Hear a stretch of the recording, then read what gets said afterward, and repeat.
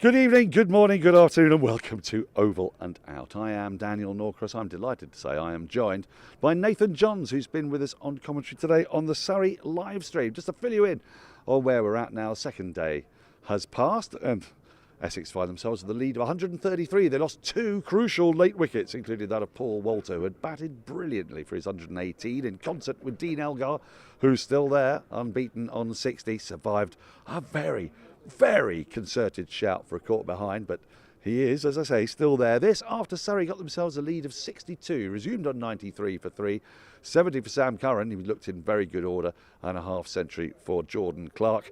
And that lead of 62, we wondered if it would be decisive, but Nathan, it turned out that the pitch just flattened out a bit. It didn't do anything like as much in the afternoon, and then, as can happen here at the Oval, it came to life all over again in the evening session. Well, we've said day two is quite often the time to bat here at the Key Oval, and so it proved to be. We were on commentary throwing around various numbers about how the averages are much higher batting-wise on day two. But lo and behold, the lights came on. We were discussing whether it was the floodlights or just the time of day, but the ball started moving around, and Surrey got two very big wickets at the end of the day.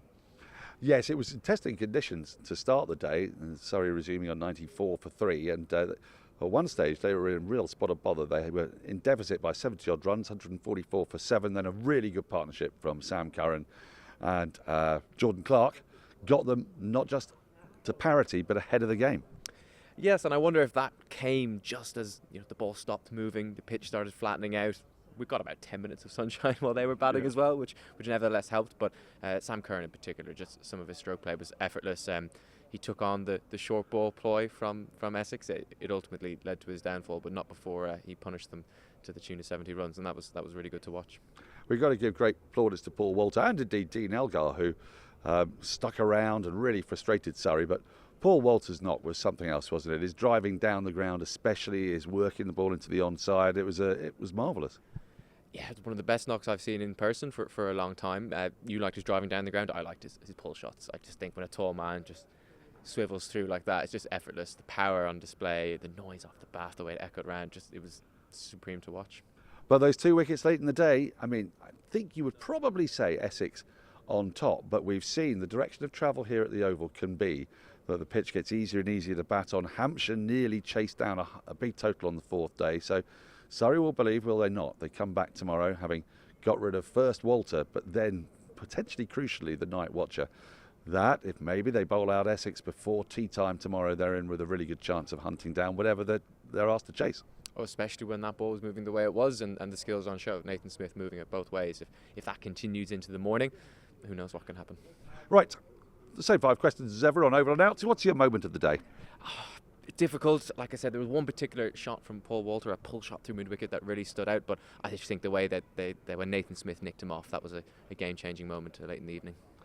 Mine is Rajita, the big fast bowler, managing to fall over the advertising hoardings, but then getting back beautifully, elegantly. That's not the easiest thing to do. You can only pick that because he got back up. Well, exactly. But he did, and as a result, I can. I think your player of the day. I think we're both going to be in agreement. Paul Walter, no question. Yep, he was absolutely superb. Credit where credit is due. What brought you joy today? Well, am I allowed to pick two things? Because I couldn't Yes. decide quickly. First of all, Dan Worrell down the pitch, 6 first ball, over the side screen, just brilliant, supreme entertainment. And secondly, when Paul, we'll call him Tall Paul here, when he went to his 100 and Dean Elgar leapt up like a salmon to try and hug him, that brought a smile to my face, the height difference. Yeah, I think I concur with those. Any real talking points? Today, for me, the talking point is that this venue continues to enthrall, because it always just keeps you on your toes. There's always something in there for the bowlers, but that doesn't necessarily mean it translates into wickets. Things just happen here. For me, the talking point is trying to predict when that change comes, because we were talking about it before lunch, and we probably got it a little bit wrong. Sam Curran started batting and making the conditions look better for batting probably a bit earlier than we thought, but then equally we thought the ball would probably start swinging for Surrey earlier than it did, so it's the unpredictability of it for me. And lastly, the easiest question, we ask it every time: why should you come tomorrow on a Sunday with a relatively decent weather forecast and a match very intriguingly poised? It almost answers itself, doesn't it? And the way Surrey have started swinging the ball, I think that really creates a lot of intrigue, and it's going to be a heck of a day 3. It is, and you can catch all of that on our YouTube channel. The Surrey live stream back tomorrow, as it is every day of the county championship season. But for now, from Nathan Johns and from myself, Daniel Norcross, it's Oval and out.